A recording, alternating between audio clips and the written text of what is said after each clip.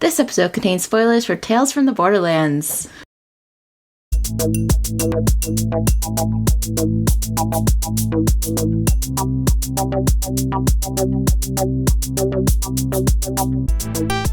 Hello and welcome back to the Push the Smart Water Cooler. This week we're back for more Tales from the Borderlands with episode 3, Catch a Ride.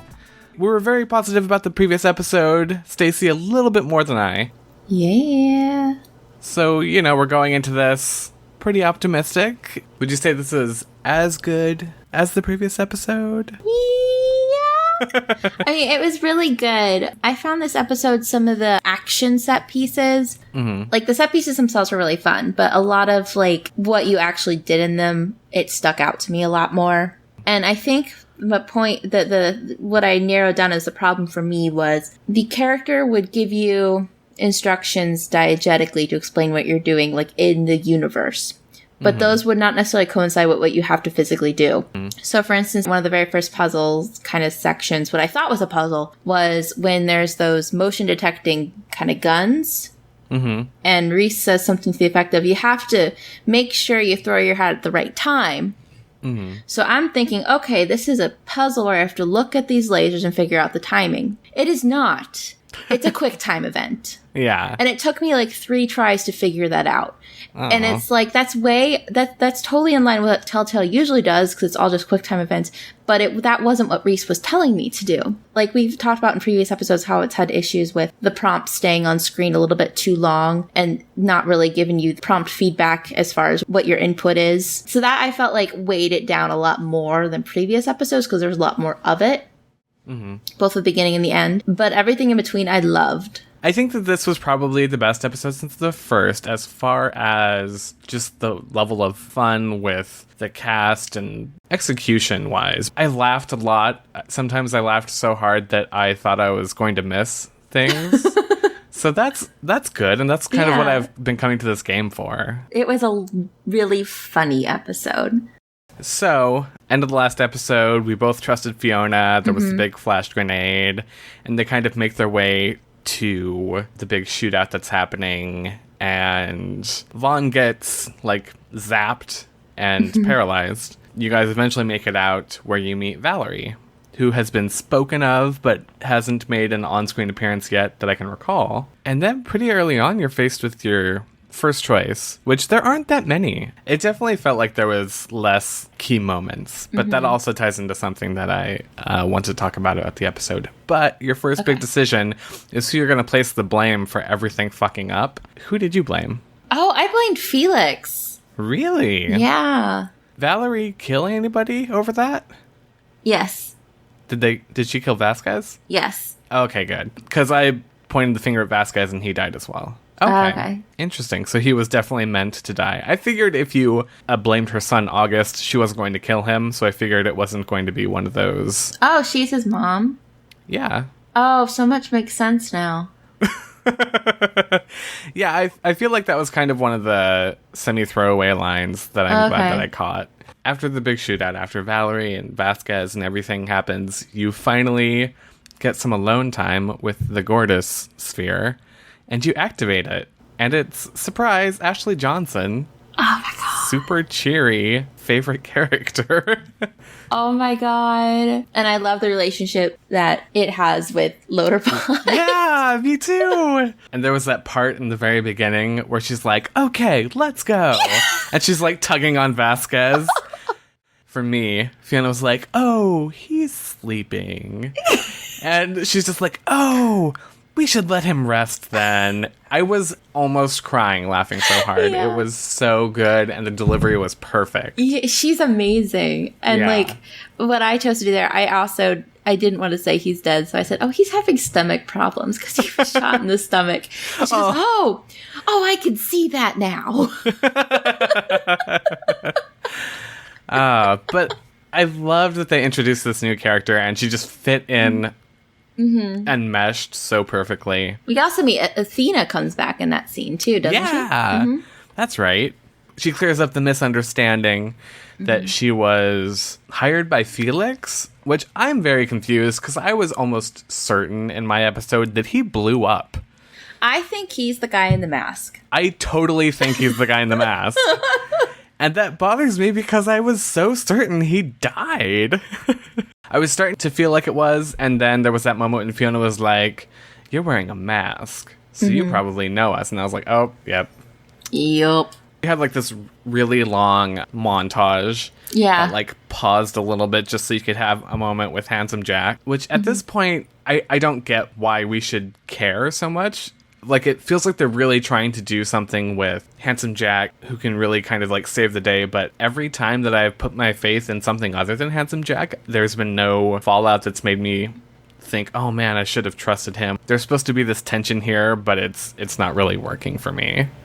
I wonder if it's like, for people that played Borderlands games, if it's like how we feel when we play the Game of Thrones games, whenever like Ramsay comes on screen, it's like, hey, HBO every Sunday to 10.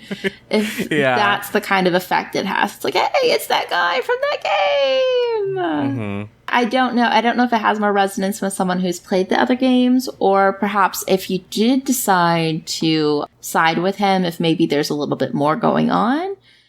I mean, given Rhys's design and like the present day framing narrative, I'm guessing something serious happens with him, because like his eyes a different color, stuff like that. His arm is super shiny. Yeah, so I'm guessing something goes down later with him.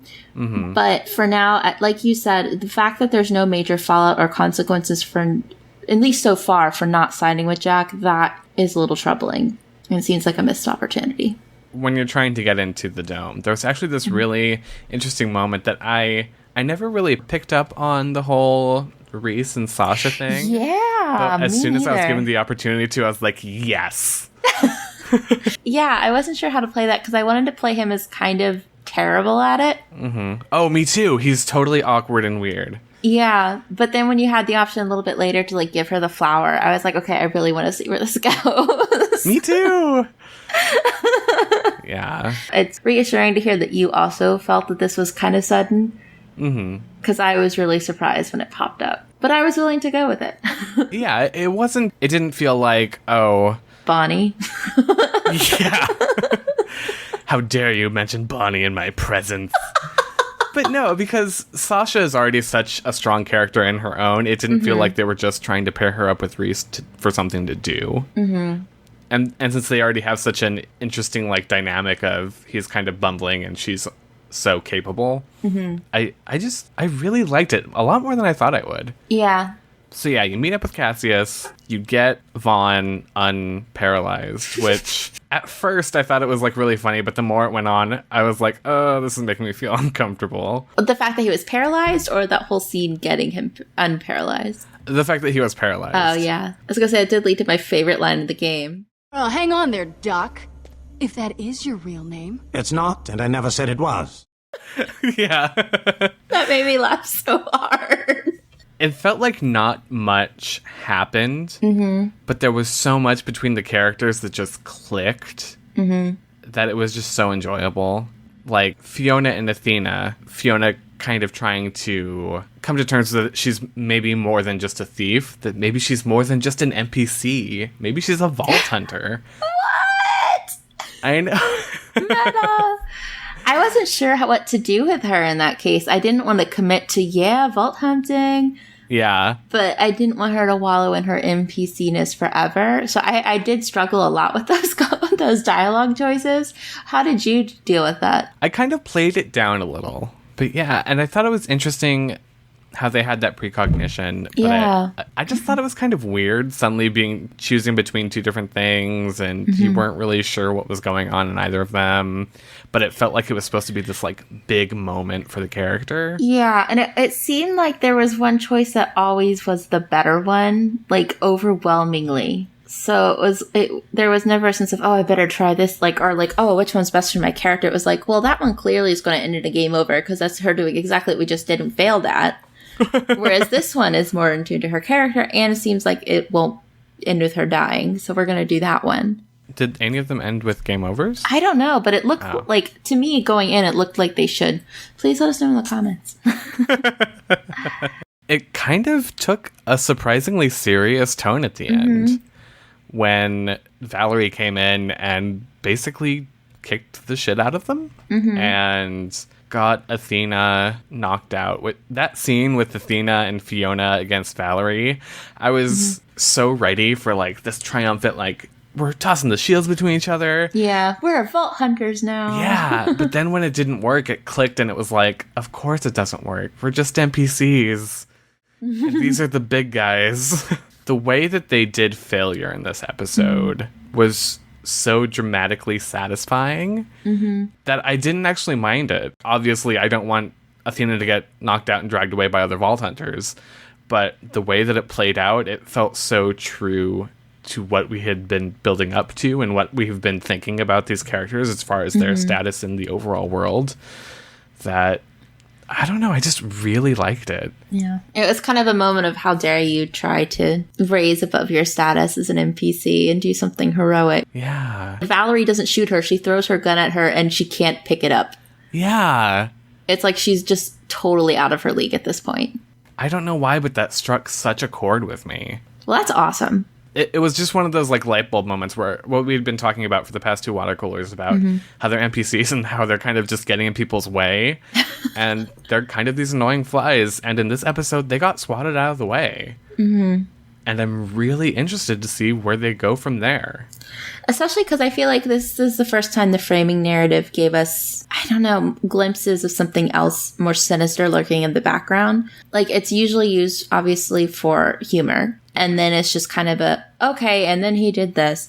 And we got a few more kind of weird blips of character moments between Fiona and Rhys, where Rhys seems to be really affected by something. But it felt like there was a kind of heaviness to it that there wasn't normally. And then there were just, you know, these great little funny moments, like when Fiona pulls out the eye and she's like, I knew this would come in handy. Oh, yes! And Athena's like, this is not normal. That's like such a video game thing to do, though. You just carry everything with you forever. Yeah, and they just like pull it out of their back pocket. Yeah. Overall, I really liked this episode. Me too. I really think it was just the weird feedback things and just some of the diegetic instruction for game action could use some tweaking to actually coincide with what you're doing. After the like shooting sequences of last episode, I feel like so long as we didn't have those, I'm good. Right. But at the same time, it was like I felt like the last Game of Thrones episode had really good action sequences, which I was not expecting. And so I was hoping maybe they'd learn something, but this one just, and it relied so much on the action sequences to bookend it. And like the actual set piece of like fighting on the truck was really inventive. And really well choreographed to watch. It was just playing it was a bit of a chore. Yeah. Which is unfortunate. But other than that, like, really fun. On that note, let's talk about choices. Alrighty. So, Fiona, the very first choice. I chose Vasquez, and that was 15% of players. And I chose Felix. I don't have my percentages in front of you, but I think it was also pretty low. And then I talked Athena down from killing Cassius. I'm not sure if he can actually be killed, but he can't because I agreed with her. Oh, and you killed him? No, because you get interrupted by Valerie's attack. But he has this little like, I accept my fate, and then it's like slow-mo, and then boom, everything explodes. But yeah, it was kind of, it wasn't like Fiona saying like, yes, I think this is a great idea. But I've tried to think about, because she words it in such a way that it's like, what would you do if this happened between you and your sister? And I felt like because they built so much of a relationship between Fiona and Sasha, it was like, okay, I think this is the avenue that makes the most sense here, would be the most dramatically satisfying. And then I kind of regretted it later in the episode, but me and 18.6% of players let Valerie help me up. Me too. Yeah. That was one where I wasn't exactly sure if that was a choice. Yeah, exactly. And I'm not sure why they counted it, or if that will pay off in the future. If they're just like, well, shit, we need to count 3 for each. So we can't let people know how few choices there are. Yeah. All right. So for Rhys, me and 63.3% of players refused to work with Jack. Yeah. And then the next one, me and 30.5% of players gave Sasha the flower. That's low. I know. I'm surprised. Why aren't people shipping this? Come on. Oh, no. Don't say the S word. Yeah. And then our last choice was me, and 57.9% of players refused to let go of Sasha. Including me. Over That the was 2 great. feet drop. That was very brave of us. I'm proud. That was an amazing payoff. I feel so sorry for those of you who decided to let her go, but I also really want to know what happens because I bet that would be funny too. Even though I kind of got hooked up on like the gamey parts because that's kind of how it ended. Mm-hmm. Like Gortys and Loaderbot are so funny. Yeah. Like they are just so funny and so like lovable. And I am so sad I didn't have enough credits to buy Loaderbot the suit and tie paint with job. the little mustache. I was like $200 short or something. Oh no! And I was like, there's got to be something around here I can buy. I know. It's like if you look at the box, it's full of money, and it looks like she just grabs one wad of cash. Let's go back. So that does it for our thoughts on episode 3, Take a Ride. And now that we're over halfway through the season, we want to know who your favorite character is. Let us know in the comments section below, and don't forget to subscribe to keep up to date on all of our latest episodes and water cooler discussions. It came in handy. That is so weird. You're carrying that around is the weirdest thing I have ever seen, and I have seen a lot. It is not that. Oh my god, yes. Yes, it is.